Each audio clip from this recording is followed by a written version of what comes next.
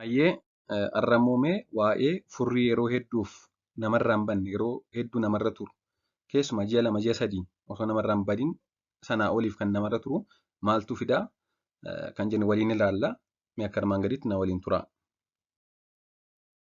Yeroo hundaa funyaanii fi saayinasiin keenya dhangala'aa hanga liitira tokkoo sa'a 24 keessatti jechuun guyyaa tokko keessatti oomishuun erga naannoo funyaanii fi naannoo saayinasii kana jiisanii booda dhangala'aan kun osoo nuti hin beekin osoo nutti hin beekamin liqimsina. Haa ta'u malee yeroo alerjii funyaaniis ta'e utaalloon nama qabu yeroo dhibeen adda addaa funyaanii fi saayinasii keessa jiraatu dhangala'uun furrii kun dhangala'uun bishaan kun dachaa lamaaf isaa ol dabaluudhaan akka nuti fiil goonee furriin nutti dhaga'amu jiraatu taasisa jechuudha. Akka waliigaleetti yoo ilaallu furraa'uu fi cufachuun funyaanii tokko miti. Nam tokkoon furraa'aa fi funyaan isaa cufataadha jechuun tokko miti jechuudha. Cufachuu funyaanii istaafnoos kan jennu yeroo funyaan keenya tokko yookaan lamaan isaa cufachuun qilleensa fudhachuuf nu rakkisuu fi halkan yeroo rafne furruufnudha. Dhangala'aan furriin jiraachuus dhiisuus danda'a jechuudha.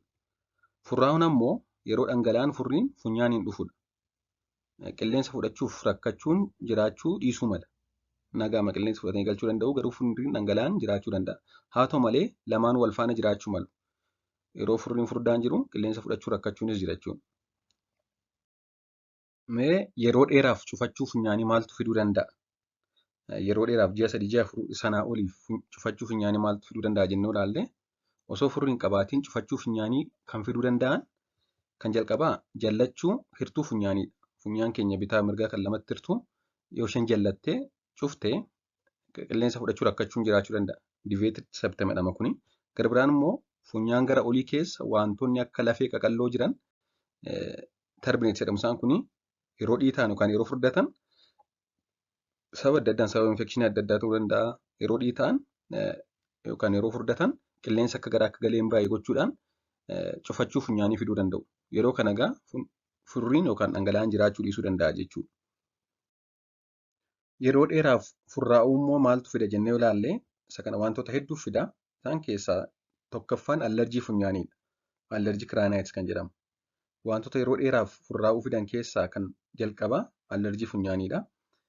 Kun egaa yeroo dheeraa jechuun ji'a 3 ji'a 4 sanaa oli jechuudha. Kun dabalataanis funyaan ija hoksisuu akkasumas attifachiisuu imimmaan baay'achuu fi qufa'uullee ni fida. Dabalataanis yeroo tokko tokko baay'ee cimee yeroo tokko tokko ofumaa deebiillee baduu mala. Kana malees ganama akkiitaa namatti baay'isa. Morma kana keessa wanta tufamuu qabu wanta ba'uu qabu akka akkiitaa wayiitti namatti baay'isa jechuudha. Akkasumas infekshinii saayinasii yeroo dheeraadha. Infekshinii saayinasii bakka lamatti qoodama. Acute sinusitis fi chronic sinusitis jedhama. Infekshinii saayinasii keessa kan funyaanii yeroo ji'a 3 oliif yoo ture chronic sinusitis jedhama. Kun egaa maal fidaa? Yeroo dheeraaf furraa'uu fida jechuudha. Kun ijoollee hedduu biratti mul'ata. Yeroo hedduu furraa'ama deemu kun egaa chronic sinusitis jedhamuun beekama. Gara biraan qorichoota tokko tokkodha. Qorichoota dhibee fayyaaf kennaman tokko tokko kana fiduu danda'u. Keessumaa even furrii barreessuuf illee kan kennaman alerjii funyaaniif kan kennaman yeroo dheeraa fayyadamnaan kanallee fiduu malu. Gara biraan funyaan keessa waa seenee jiraachuu foreign object in the nose. Inni kun kanneen biraarraa kan adda isa taasisu maadha? Tokko daa'imman beekuu danda'u wanta funyaan keessa seenee. Lammaffaan immoo yeroo baay'ee funyaanuma tokko cufeetu karamuuf tokko qofaa furraa'u. Funyaan lamaan miti kan furriin ba'u. Funyaan tokko qofa jechuudha. Isa kana akkasiin adda baasuu dandeenya isa kaanirra. Gara biraan funyaan keessatti foon biqiluudha. Naazaal pooliip kan jedhamu. Funyaan keessatti foon yoo biqilee guddate oomisha furrii dabala. Kana malees dheekkamuu funyaanii faalamuu qilleensaan akkasumas qilleensa qorraaf kan kana fakkaatan biratti funyaan namoota tokko tokko osoo alerjiin qabaatiin dheekkamuun furrii namatti baay'isaa furrii uuma. Inni kun nan alerjik raayinaayitis jedhama. Inni gara biraan darbee kan beekamu yeroo boo'an furraa'uudha. Namni hedduun yeroo boo'u ni furraa'a. Iji keenya qaawwa xiqqoo kan naazoo laakrimaal dakti jedhamtu gara keessaatiin waan qabuuf gara ija keessaatiin funyaan taanee waan jiruuf kun mudachuu danda'a. Kun ammoo egaa funyaan waliin walitti ba'a. Naazoo laakrimaal dakti kan jedhamtu kun ijaaf funyaan wal qunnamsiisti jechuudha. Imimmaan ija keenya erga jiisee booda noormaalii imimmaan ija keenya erga jiisee booda achiin karaa naazoo laakrimaal dakti jedhamu kanaan funyaan seenee dhabamsiifama osoo nutti hin beekamin akka imimmaan qabnu. Haa ta'u malee yeroo iji keenya keessa imimmaan baay'atu yeroo namni boo'u imimmaan hangi ta'e fuularra gadi dhangala'a. Kaan karaa qaawwa kana funyaan seenuudhaan waan baay'atuuf waan akka furroofne nutti dhaga'a jechuudha. Kun mul'achuu mala.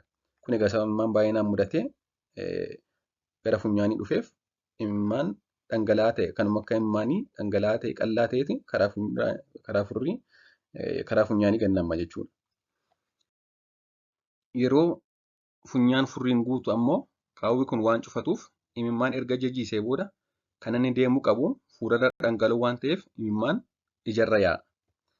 Yeroo wanti nama gubu fakkeenyaaf barbaree adda addaa arraba yookaan ija yookaan funyaan keenya tuqu ammoo wanta kana miicee baasuuf bakka xannachi dhangala'aa oomishu jiru hundi mukas mamreen bakki jiru hundi oomisha daran dabaluudhaan nam tokko hin furraa'as imimmaanis ni godhata akkasumas ni gorora jechuudha.